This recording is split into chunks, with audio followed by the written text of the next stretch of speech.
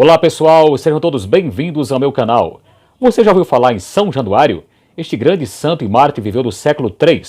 Vamos conhecer um pouco da história de um dos maiores santos da Igreja Católica. O sangue deste mártir, a cada 3 vezes por ano, se liquidifica. Por que o milagre de São Januário é tão importante? Simbora para mais um vídeo.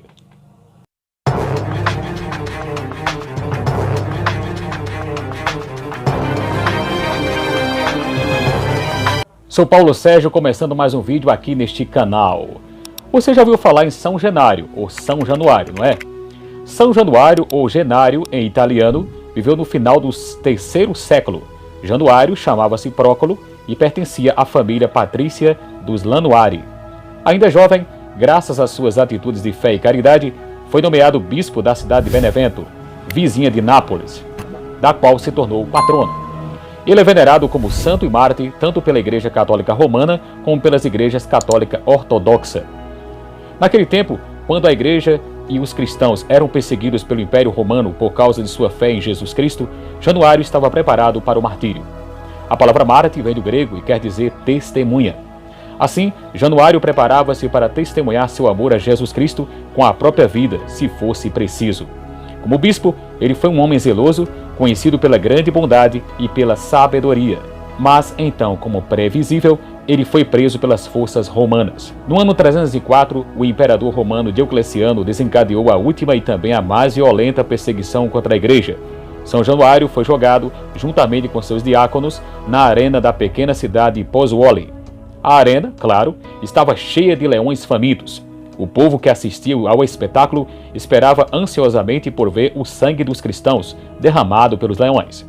Todavia, ao se aproximarem do grupo, os animais ficaram dóceis e passaram a lamber os pés do santo. Acontecera como a Daniel, o profeta. As feras não os atacaram. O povo ficou pasmo, pois sabia que os leões estavam famintos. Muitos dos que estavam na arena se converteram ao verem que aqueles homens eram protegidos pelo próprio Jesus. Então, por ordem de Diocleciano, o último imperador que perseguiu os cristãos, eles foram decapitados em 305. Relíquias de São Januário. Alguns cristãos, cheios de piedade e veneração pelo santo mártir, recolheram o sangue de São Januário e colocaram numa ampola para guardá-lo como relíquia preciosa. Seu corpo foi levado para a catedral da cidade de Nápoles, onde foi sepultado. Assim, a população começou a venerar São Januário como protetor contra a peste. Eles também pediam sua proteção contra as erupções do vulcão Vesúvio. O maior dos milagres de São Januário é o do seu sangue, que fica em exposição na catedral, todo dia 19 de setembro, dia de sua festa. Durante a cerimônia, quando o relicário é exposto aos fiéis, seu sangue, que está sólido, passa para o estado líquido. Sua cor se transforma e seu volume fica com o dobro do peso. O fenômeno acontece sempre no primeiro sábado que precede o primeiro domingo de maio, no dia 19 de setembro, dia em que é festejado pela Igreja, e 16 de dezembro, aniversário da erupção do Vesúvio, em 1631. Em 1902, o sangue das ampolas foi examinado diante de testemunhas, a fim de se acabar com a incredulidade de muitas pessoas. O cientista que coordenou o exame, Dr. Speríndio, declarou que não há dúvidas de que se trata de sangue humano que, uma vez coagulado, não perde o estado sólido, transformando-se em líquido para puro milagre. O mais incrível é que a ciência ainda não conseguiu chegar a uma conclusão de como o sangue depositado num vidro em estado sólido, de repente se torna líquido, mudando a cor e a consistência. Assim, através dos séculos, a liquefação do sangue de São Januário segue como um mistério que só mesmo a fé pode entender e explicar. Uma curiosidade da fé popular é que quando o fenômeno de liquefação do sangue não acontece, é prenúncio de alguma desgraça futura. Pesquisadores estão estudando o fenômeno e estão tentando responder o que ocorre cientificamente com o sangue de São Januário, talvez nunca encontrem uma resposta. Por fim, São Januário realizou o milagre novamente e Nápoles suspira. O sangue do santo, que ontem estava sólido, derreteu no segundo dia de oração. No dia 2 de maio, segundo dia de oração, às 17h18. Lemos no site diocesano, se repetiu o milagre do milagre, líquido sangue de São Januário. Havia muito medo em Nápoles, e além porque nada aconteceu depois de 2 dias. Além disso, Vincenzo di Gregório, o tesouro de abade de São Januário, havia confirmado oficialmente que mesmo dessa vez o milagre de São Januário não havia sido realizado. O sangue de São Januário, ou Genaro, não se dissolveu no final da celebração eucarística na Catedral de Nápoles, da mesma forma como na celebração no último dia 16 de dezembro do ano passado. O relicário foi retirado do cofre pela primeira vez pelo arcebispo Dom Mimo Battaglia, que celebrou a liturgia em uma das 3 datas das quais o da liquefação do sangue do santo padroeiro acontece: primeiro sábado de maio, além de 19 de setembro e 16 de dezembro. Hoje, por favor, não caiam na tentação de ficar no limiar da superfície, intrigado com o prodígio, tomado pelo desejo de ler nele bons votos ou presságios, agourentos para o nosso futuro, disse ele durante a homilia. Por que o milagre de São Januário é tão importante? O mundo inteiro está falando no sangue de São Januário, mas você sabe afinal em que consiste o milagre de São Januário, a sua liquefação e o que ele realmente significa? Não é a primeira vez que o milagre da liquefação do sangue de São Januário vira notícia, recentemente. Em 21 de março de 2015, dia incomum para a ocorrência do fenômeno, os restos sanguíneos do padroeiro de Nápoles se dissolveram à vista do Papa Francisco.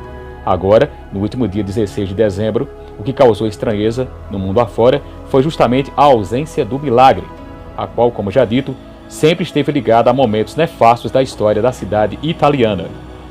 No passado, dia 16 de dezembro, ao contrário do habitual, não aconteceu o milagre da liquefação do sangue de São Januário em Nápoles. Este milagre acontece 3 vezes por ano: 19 de setembro, dia de São Januário, 16 de dezembro, porque neste dia, em 1631, foi feita uma procissão com as relíquias de São Januário, que impediu a iminente erupção do vulcão Vesúvio, no sábado que antecede o primeiro domingo de maio, dia da primeira transladação do corpo do santo. As datas da liquefação do sangue de São Januário são celebradas com grande pompa e esplendor. As relíquias são expostas ao público e, se a liquefação não se verifica imediatamente, iniciam-se preces coletivas. Se o milagre tarda, os fiéis convencem-se de que a demora se deve aos seus pecados.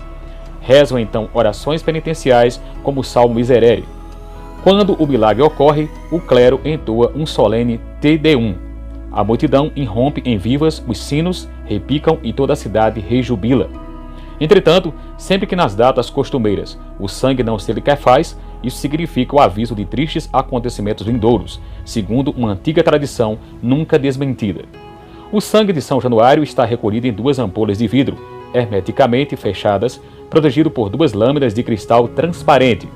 A ampola maior possui 60 centímetros cúbicos de volume. A menor tem capacidade de 25 centímetros cúbicos. Em geral, o sangue endurecido ocupa até a metade da ampola maior.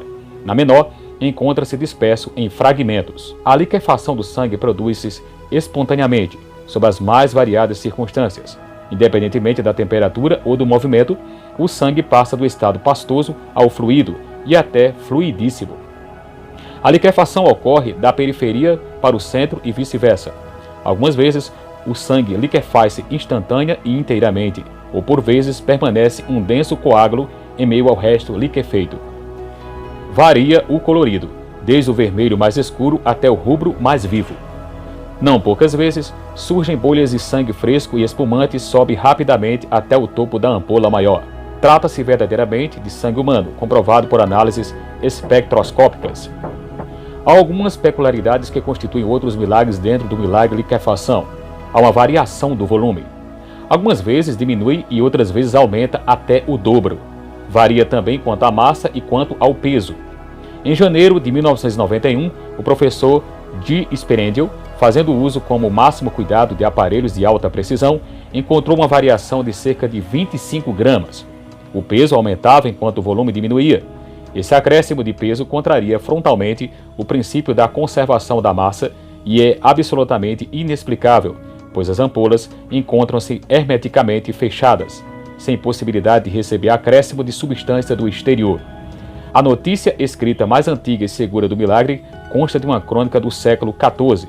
Desde 1659, estão rigorosamente anotadas todas as liquefações que já perfazem mais de 10.000.